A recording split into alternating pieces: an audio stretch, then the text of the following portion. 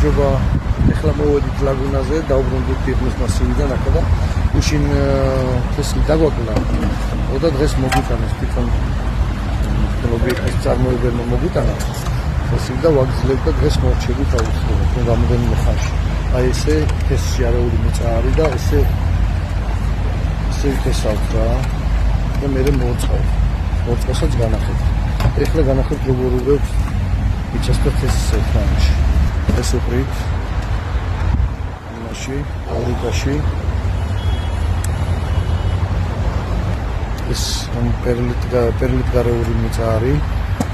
ეხლა ეს გავაყრით.